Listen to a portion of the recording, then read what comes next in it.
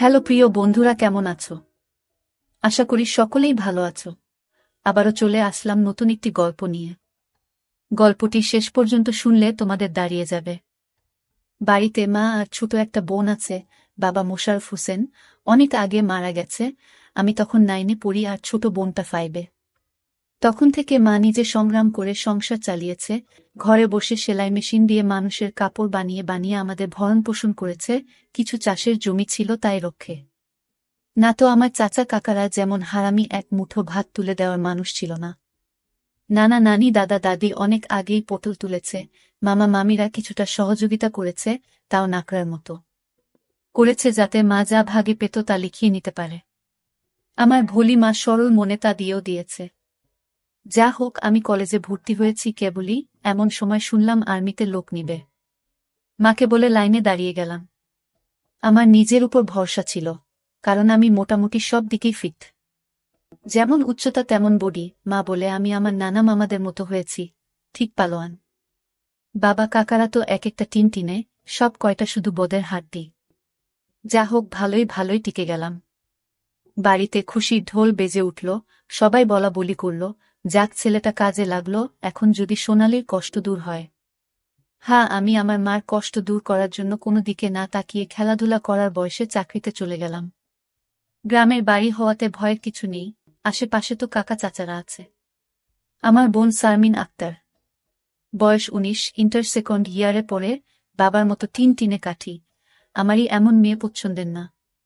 মা সোনালী বেগম, বয়স মনে হয় 42 হবে, দারুণ দেখতে, এখনো যুবতী মেয়েদের সাথে পাল্লা দিতে পারবে।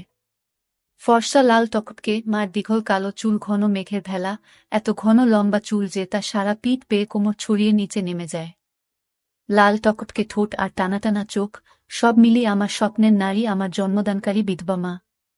যা চরম পাপ, যা কখনো পাওয়ার নয়।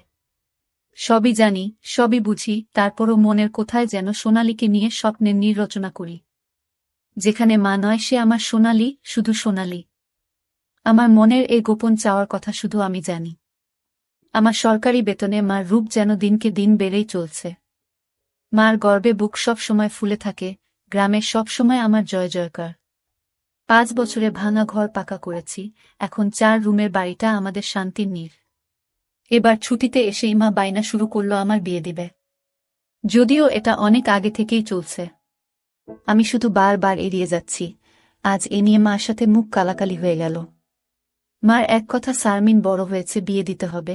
এরই মাঝে কয়েকটা সম্বন্ধ এসেছিল, তার বিয়ে হয়ে গেলে সে একা একা কিভাবে থাকবে, হ্যান ত্যান কত কথা। আমি এসেছি শুনে ছোট মামা এলো, সারাদিন থেকে বিকেলে যাওয়ার সময় আমাদের সবাইকে নিয়ে যেতে চাইল। আমরা না যাওয়াতে জোর করে শারমিনকে নিয়ে গেল, বলল 2 দিন পর মা বেটা গিয়ে বেরিয়ে আসবে, আর শারমিনকে নিয়ে আসবে। আমাকে আর মাকে নিয়ে যাওয়ার জন্য আর কি এমনটা করল। সন্ধ্যা থেকে আকাশটা মেঘলা হয়ে আছে দেখে বাইরে গেলাম না। না হলে 2 দিন থেকে এসে সন্ধ্যার পর বন্ধুদের সাথে আড্ডা মারতে বেরিয়ে পড়ি। আজ গেলাম না দেখে মাও খুব খুশি। গরম গরম পকোড়া ভেজে দিল। বিছানায় বসে মা বেটা মিলে আরাম করে খাচ্ছি। মিশু, হুমা, কাউকে পছন্দ করিস? আমি মার মুখের দিকে তাকিয়ে মুচকি মুচকি হাসছি। বল না পছন্দ করিস, করলে এতদিন তুমি জানতে না। তবে হ্যাঁ, একজনকে খুব ভালো লাগে, এবং এও জানি তাকে আমি পাব না। কেন পাবি না? আমার ছেলে কি দেখতে খারাপ? কোনো লাট সাহেবে বেটি সেরে? হা হা। তুমি দেখি রেগে গেলে। রাখবো না, এমন সোনার ছেলে আমার। আর কি না, বল তুই কে সে? বাদ দাও মা, আমার যাকে ভালো লাগে তার কথা দুনিয়ার কাউকে বলতে পারবো না, শুধু খোদাকে ছাড়া। মা আমার এমন গম্ভীর কথা শুনে অবাক হয়ে চেয়ে রয়েছে। এটা কি কথা রে বাবা? আমাকে বলতে না পারিস তোর ভাবি মানে রাসেলের বুয়ের কাছে বলিস তুই? না মা, তা না, তুমি আমার সবচেয়ে বড় বন্ধু। তোমাকেই যেহেতু বলতে পারছি না, সেখানে বলতে গেলে তারা তো আমাদের শত্রু, তাদের বলতে যাব কেন? তাহলে বল না, কে সে, কোথায় বাড়ি, কোনো বাড়ির মেয়ে? আমি চুপ করে বসে রয়েছি। মা অনেকক্ষণ আমার উত্তরের অপেক্ষায় থেকে মুখ গোমরা করে চলে গেল। ঘন ঘন বিদ্যুৎ চমকাচ্ছে, আকাশটা কালো হয়ে আছে, রাতের তারাগুলো না জানি কোথায় ডুব দিয়েছে। আমি জানালার গ্লাস খুলে দিয়ে ঠান্ডা হাওয়া গায়ে মাখছি। হাত বাড়িয়ে ব্যাগটা নিয়ে খুললাম, সিগারেটের প্যাকেটটা বের করে একটা ধরিয়ে টানছি। প্যাকেট রাখতে গিয়ে মোবাইলের বক্সটার কথা মনে পড়ল। শারমিনের জন্য যা যা এনেছিলাম সব দিয়েছি, শুধু মারগুলো দেওয়া হয়নি। চেয়েছিলাম দিতে, এমন সময় ছোট মামা এলো, তাই আর দেয়া হয়নি। নতুন অ্যান্ড্রয়েড সেট, মা খুব খুশি হবে। আরেক বক্সে একটা স্বর্ণের চেইন, মার যেটা ছিল সেটা আমার এসএসসির ফর্ম ফিলআপের সময় বিক্রি করে দিয়েছিল। তখন থেকে মার গলা খালি। আরও কয়েকটা জিনিস আছে মার জন্য। আয় খেয়ে নে, ঝড় আসতে পারে, কারেন্ট চলে গেলে খেতে ঝামেলা হবে। আমি তাড়াতাড়ি সিগারেটটা জানালা দিয়ে বাইরে ফেলে দিয়ে বললাম, হা দাও। কি লজ্জা, মা সিগারেট খেতে দেখে নিল, জানে আমি খাই, তবে এভাবে দেখেনি কখনো। ঘরে বসে সিগারেট খাওয়াটা ভুল হয়ে গেছে, সারা ঘরে সিগারেটের ধোঁয়া। মা বেটা খেয়ে দিয়ে উঠলাম। মা, বলো, আমার রুমে এসো তো একটু। তুই যা, থালা বাসনগুলো গুছিয়ে আসছি। আমি রুমে এসে শুয়ে রইলাম। মা আধা ঘন্টা পর হাত মুছতে মুছতে এলো। কিরে বাবা? আমি উঠে মার হাত ধরে খাটে নিয়ে বসালাম। ব্যাগ থেকে এক এক করে শাড়ি, ব্লাউজের কাপড়, ছায়ার কাপড়, একটা বাদুর বোরকা, দুটো ওড়না, একটা শীতের জামা, চাদর এবং আরও একটা প্যাকেট দিলাম। প্যাকেটটা দিলাম ভয়ে ভয়ে, কারণ ওতে 2 সেট ছোট জামা কাপড় আছে। জানিনা দেখার পর কি বলবে। এত কিছু কি জন্য এনেছিস? তোর কি বুদ্ধি শুদ্ধি হবে না কখনো? প্রতিবারই এত কিছু আনা লাগবে? আহ থামো তো তুমি, যা লাগে তা আনবো না। এটাতে কি রে? না, ওটা এখন খুলবে না, তোমার ঘরে গিয়ে খুলবে। আর প্লিজ রাগ করবে না। কি আছে এতে, তা তুমি খুলে দেখে নিও। আর হ্যাঁ, আরও কিছু আছে, এই বলে মোবাইলটা দিলাম। একটা থাকতে আরেকটা এত দামি মোবাইল, তোমার চেয়ে কেন কিছু দামি নয় আমার কাছে। এই বলে গালে একটা হামি দিলাম। মাও আমার কপালে হামি দিল। চোখ বন্ধ করো তো। কেন রে? আহ বন্ধ করো না একটু। মা হেসে দিয়ে চোখ বন্ধ করল। আমি চেইনটা মার গলায় পরিয়ে দিলাম। এখন চোখ খুলো মা। মা চোখ খুলে স্বর্ণের চেইনটা দেখে হুহু করে কেঁদে দিল। না মা, না, কাঁদবে না, প্লিজ মা, কেঁদে না। তোমার মুখে হাসি দেখব বলে নিয়ে এসেছি, সেখানে তুমি যদি কাঁদো তাহলে আমার খুব কষ্ট হবে মা। না রে বাবা, কাঁদছি না, তুই বুঝবি না এটা কিসের কান্না। খুশি হয়েছ মা? হ্যাঁ রে বাবা, অনেক খুশি হয়েছি। এই বলে মা দাঁড়িয়ে উঠে আমাকে ধরল।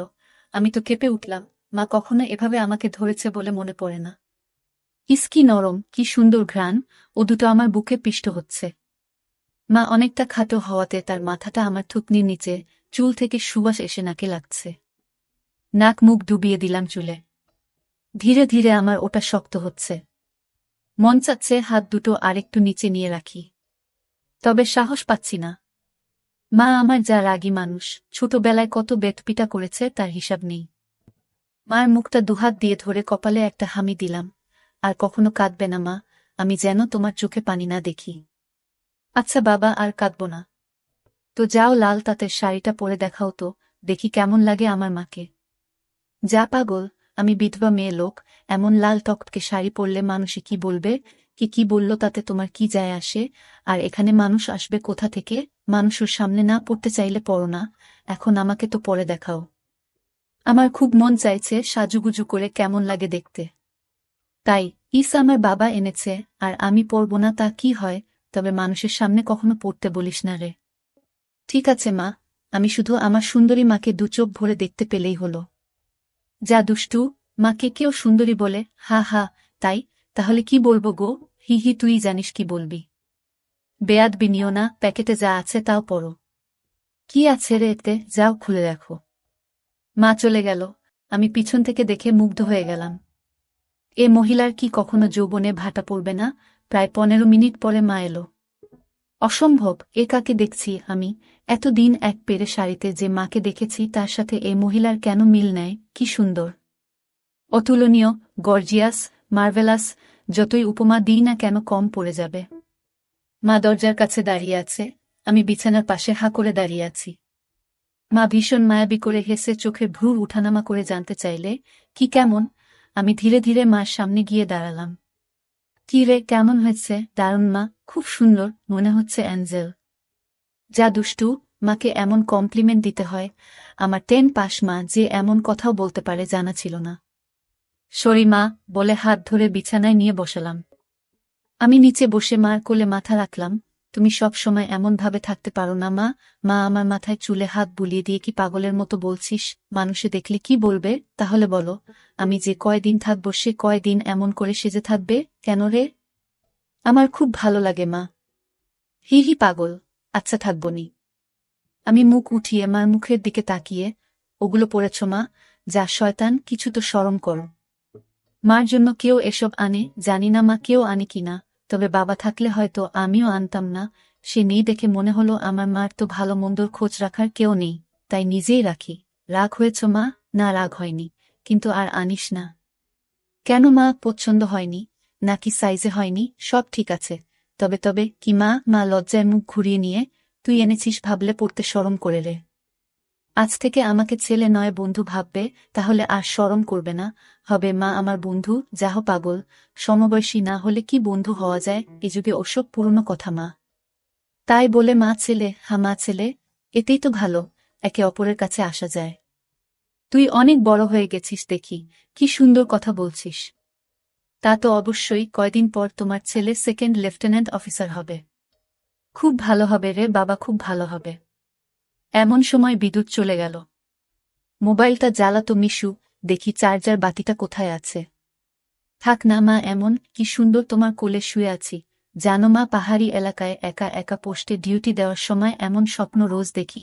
প্রতিদিন মনে হয় তোমার কোলে শুয়ে একটু যদি। ঠিক আছে, এমনই থাক, তোর যত মন চাই। ধন্যবাদ মা। হি হি পাগল। মা হু, আজ আমার পাশে ঘুমাবে একটু। কেন রে, মন চাচ্ছে তোমাকে ধরে ঘুমাতে?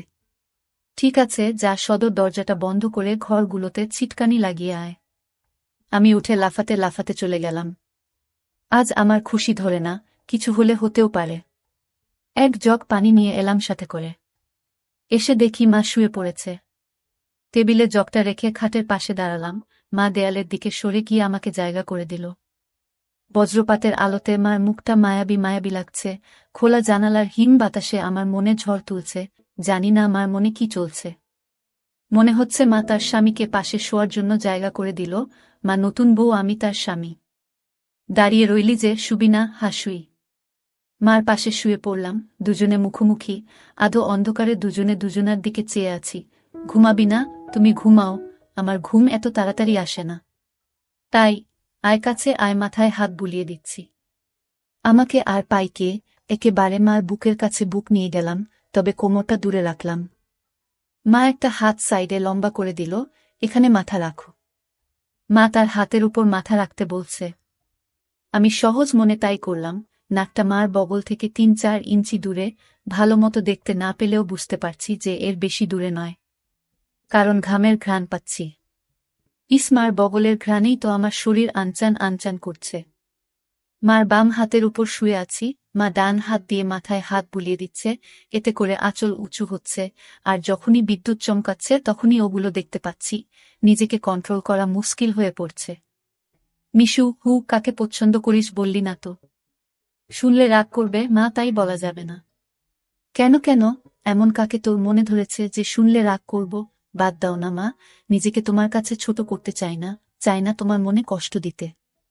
তোর কথার তো আগা মাথা কিছুই বুঝছি না। নাইবা বুঝলে মা, হু। তোমাকে একটু ধরি? মা হিহি করে হেসে, ধর। কি সুন্দর ঘ্রাণ গো মা তোমার। যা শয়তান। আমি মার এমন আশকারা দেয়া কথায় সাহস পেয়ে তাকে চিৎ করে দিলাম। মন চাচ্ছে কোমরাটা উপর তুলে দিতে। মুখটা উঁচু করে হামি দিয়ে বললাম, আমি তোমাকে খুব ভালোবাসি মা। মা আমার মুখটা দুহাত দিয়ে ধরে, আমিও তোকে খুব ভালোবাসি রে সোনা। আমার ভালোবাসাটা অন্যরকম মা। কেমন রে? মা ছাড়া আরো অনেক কিছু। কেমন? শুনলে রাগ করবে না তো? আহ বল না, এত পেঁচাচ্ছিস কেন? তুমি আমার ড্রিম গার্ল মা। তাই তো। কি? হ্যাঁ মা, জানি এটা শুনে আমাকে খারাপ ভাবছ, এজন্যই বলতে চাইছিলাম না। আমি তোর মা মিশু, এমনটা কিভাবে ভাবতে পারলি? জানি না মা, শুধু জানি আমি তোমাকে প্রচণ্ড ভালোবাসি। তোমাকে ছাড়া কাউকে ভাবতে পারি না। চুপ কর বেয়াদব, এমন কথা বলতে তোর মুখে বাজছে না? সরি মা। এই বলে তার উপর থেকে উঠে খাট থেকে নেমে পানি খেলাম। মাও বিছানার উপর উঠে বসেছে, বুঝতে পারছি সে অবাক হয়ে আমার দিকে তাকিয়ে আছে। জানালার ধারে গিয়ে দাঁড়ালাম। বৃষ্টি থেমে গেছে, তারপরও আকাশ কালো হয়ে আছে। চাঁদ তারা কোথায় যেন লুকিয়ে গেছে আজ। ঠিক আমার হৃদয়ের মতো চারিদিকে অন্ধকার। এমন সময় কারেন্ট এলো। ঘরটা আলোকিত হয়ে গেল। আমি জানালাটা লাগিয়ে দিলাম, পর্দা ঝুলিয়ে দিয়ে ঘুরে দাঁড়ালাম। মা বিছানার উপর হাঁটুতে মাথা দিয়ে নির্বাক বসে আছে। ফ্যানের হাওয়া মার রেশমি চুলগুলো দোলা দিচ্ছে। মনে হচ্ছে নববধূ বসে আছে। মা মুখ তুলে আমাকে তার দিকে এক মনে তাকিয়ে থাকতে দেখে, এখনে আয়। আমি মার কাছে গেলাম। বস। বসলাম। মা আমার পিঠে হাত বুলিয়ে দিয়ে বলে, এমনটা হয় না বাবা, আমার লক্ষ্মী সোনা ছেলে, আমি কিছু মনে করিনি। আমি জানি তোদের বয়সের ছেলেদের ফ্যান্টাসি হয় খালা চাচিরা, তবে মাকে নিয়ে ফ্যান্টাসি রচনা করা একটু বেশি হয়ে যায়। সরি মা। আমার ভোলি ভালি মা যে এতটা বুঝে এতটা পোক্ত আমার জানাই ছিল না, এত অনেক শেয়ানা। ঠিক আছে, চেষ্টা কর আমার উপর থেকে মনটা সরিয়ে অন্য দিকে নিতে, বিয়েটা করে নে, দেখবি সুন্দরী বউ পেলে মাকে ভুলে যাবি। আমি মাথা নিচু করে, পারবো না মা, প্লিজ, নিজের সাথে অনেক লড়াই করেছি, আমি ক্লান্ত মা, কিছুতেই তোমাকে মন থেকে সরাতে পারি না। কেন রে, কি এমন পাস আমার মাঝে? আমি মুখ তুলে মার মুখের দিকে তাকিয়ে, জানি না মা, শুধু জানি তুমি আমার সব, তোমার কথা চিন্তা করলেই আমার আমার কি তোর পাগল হয়ে যায় মা। মা মুচকি হেসে, ও কিছু না, নিষিদ্ধ জিনিসের প্রতি টান একটু বেশিই হয়, আমি তো বুড়ি হয়ে গেছি, তুই যেমনটা ভাবিস তেমনটা আমি আর নেই। মার এমন কথা শুনে আমি কেঁপে উঠলাম। মা কি ইশারায় আমাকে বুঝালো যে তার জিনিসপত্র আর আগের মতো নেই, দেখলে আমার পছন্দ হবে না? দেখ বাবা, এক একজনের এক একজনকে ভালো লাগে, তাই বলে কি তাকেই নিজের করে পেতে হবে এমন কেন কথা আছে? অন্য কেন মা হলে এসব কথা শোনার সাথে সাথে চিৎকার চেঁচামেচি করে বাড়ি মাথায় তুলত। আমি কিন্তু তা করছি না, কারণ তুই আমার একমাত্র ছেলে, নারী ছেঁড়া বাঁধন, তোকে আমি অনেক ভালোবাসি, তাই বলছি আমার ভালোবাসার মর্যাদা রাখতে বিয়ে করে নে বাবা, দেখবি ধীরে ধীরে আমার থেকে মন বোমার দিকে চলে গেছে। ধন্যবাদ মা, তুমি আমার কথা মন দিয়ে শুনেছ এবং যুক্তি দিয়ে ভালো মন্দের বিচার করেছ বলে। তবে লজ্জা না করে বলছি মা, এর আগেও আমি দু একটা মেয়ের সাথে মিশেছি, তারা শুধু সুখ পেয়েছে আমার কাছে, আদর ভালোবাসা একটু পাইনি আমার কাছ থেকে। এমনকি আমার নিজেরও হয় না যতক্ষণ চোখ বন্ধ করে তোমাকে না ভাবি। যখন সেসব মেয়েদের জায়গায় তোমাকে কল্পনা করি তখন আমি আর নিজের মাঝে থাকি না, সুখের সাগরে ভেসে যায়, কেবলমাত্র তখনই হয় আমার। তুই তো অনেক দূর এগিয়ে গেছিস তাহলে, আমি অনেক আগে থেকেই বুঝতে পেরেছিলাম যে আর চোখে লুকিয়ে লুকিয়ে আমাকে দেখিস, ভাবতাম শয়তান ছেলে পুলে, আর একটু বড় হলে সমবয়সী মেয়েদের সাথে মিশলে ঠিক হয়ে যাবে, কিন্তু এখন দেখছি তা না, তোর দেখি বয়স্ক মহিলাদের ভালো লাগে। এতক্ষণ মার সাথে এত খোলামেলা কথা বলতে পেরে নিজেকে অনেক হালকা লাগছে, সাহস করে মাকে ধরে শুইয়ে দিলাম। মা চুলে হাত বুলিয়ে দিচ্ছে। আমি তাহলে কি করব মা, সেটাই তো ভাবছি। যেটাই ভাবো মা, আমার মতো পরিবর্তন হবে না। মানে কি? মানেটা তুমি ভালো করেই জানো। মার কণ্ঠে এবার সত্যি সত্যি রাগের আওয়াজ পেলাম। তাই বলে সারা জীবন বিয়ে করবি না, নাকি ছেলে হয়ে মাকে বিয়ে করতে চাস? মা যে এমন কথা ঠাস করে বলে বসতে পারে তা আমি চিন্তাই করিনি। আমি বললাম, বিয়ে না করতে পারলেও তো তুমি আমার হতে পারো। এটা কি মামা বাড়ির আবদার নাকি? ছি ছি মিশু, এমনটা বলতে তোর মুখে বাঁধল না? তাহলে সারা জীবন ছেলেকে এভাবেই দেখতে পাবে মা, তোমার এই মিশু কখনো বিয়ে করবে না। মার চোখে জল টলমল করছে, আমি হাত দিয়ে তা মুছিয়ে দিলাম। আমি তো এমন কিছু করিনি মা, তাহলে তুমি কাঁদছ কেন? আমরা দুজন জাস্ট আলাপ করছি। মা অনেকক্ষণ চুপ থেকে, শুন বাবা, লজ্জা শরমে মাথা খেয়ে বলছি, তোর কষ্ট আমি দেখতে পারবো না। আর বয়স্ক মহিলাদের কাপড় চোপড়ের উপর থেকেই কেবল ভালো লাগে, খুললে নয়। তুই যদি চাস তাহলে আমাকে সেভাবে একবার দেখে নে, তাও তুই মতো পরিবর্তন করো। তবে শুধু দেখতে পাবি, কিছু করতে পারবি না। মার মুখে এমন কথা শুনে আমি আর দুনিয়াতে নেই। বল রাজি, আর যদি আমি দেখে আরো বেশি আকর্ষণ অনুভব করি তাহলে? আমি বলতে চেয়েছি যে, আজ আমাকে দেখো, আর আগেও তো তুই অন্যদের দেখেছিস, তাহলেই তফাৎটা বুঝতে পারবি। আমার মনে হচ্ছে আমার মতো মার মনের ভিতরেও কিছু আছে, নয়তো দেখার কথা আমি তো কিছু বলিনি। মা নিজ থেকে দেখতে দিতে চাইছে যে। রাজি? হ্যাঁ রাজি। যা, বড় লাইটটা বন্ধ করে ছোট লাইটটা জ্বালিয়ে আয়। মনে মনে ভাবলাম, কি সৌভাগ্য, আজ তো আমার পোয়া 12 লেগে গেছে। নীল বাতিটা জ্বালিয়ে খাটের পাশে দাঁড়িয়ে রইলাম। মা উঠে দাঁড়াল। ধন্যবাদ মা, আমার স্বপ্ন পূরণ করার জন্য। তোর জন্য আমি সব পারি রে, শুধু কথা দে সব দেখে নিয়ে মাকে ভুলে যাবি না তো, বা ভুল বুঝবি না তো? কি বলছো মা, তুমি আমার মা, আমার স্বপ্নের রানী, আমার ফ্যান্টাসির জগৎ, সব কিছুই তুমি। তোমাকে ভুলে গেলে তো নিজেকেই ভুলে যাওয়া হয়। কথা দিলাম মা, জীবন থাকতে তোমার অবাধ্য হব না, ভুল বুঝা বা ভুলে যাওয়া তো দূরের কথা। আমি বললাম, কিছু মনে করো না মা, আমি কি ছুঁয়ে দেখতে পারবো? মা আমার চোখের দিকে তাকিয়ে, আমি তোর মা মিশু। হ্যাঁ মা, তুমি আমার মা এবং আমার স্বপ্নের রানীও। আমি পিছন দিকে গিয়ে শাড়ির আঁচলটা ফেলে দিলাম।